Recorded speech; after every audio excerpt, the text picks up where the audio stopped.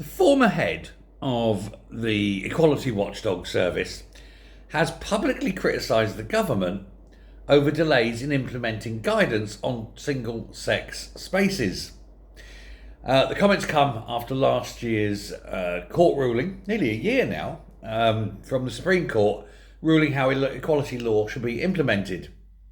And basically saying men are men, women are women, and you can't change that just simply because in your mind you want to be something else. Now, this is a woman called Kisha Faulkner.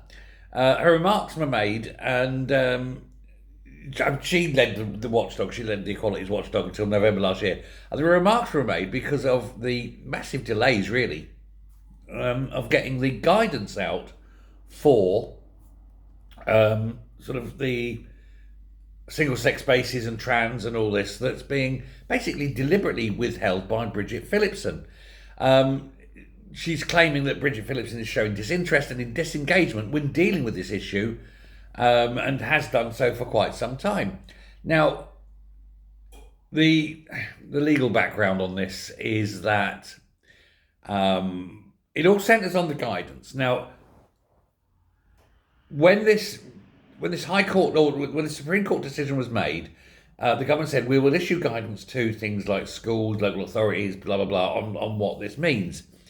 Now, the ruling itself clarified aspects of equality law affecting the provision of single-sex spaces, so changing rooms, toilets, things like that. And following the judgment, the Equality and Human Rights Commission, of which Faulkner was previously the boss, drafted updates to its statutory codes of practice. Now, according to Faulkner, those changes were submitted to government in September 2025, and it's still not produced. They've not published these guidances. Faulkner says the revised guidance ran roughly 11 pages. We're not talking Lord of the Rings territory here. We're talking a pamphlet. And it had been drafted by legal specialists. However, she claims ministers took around 6 months to respond. Reading's hard for very stupid ministers, apparently. But she suggested the delay reflected political disagreement with the legal interpretation rather than technical complexity. In other words, the High Court, or the Supreme Court, made a decision in law that the government didn't like. And so it's delaying these guidances.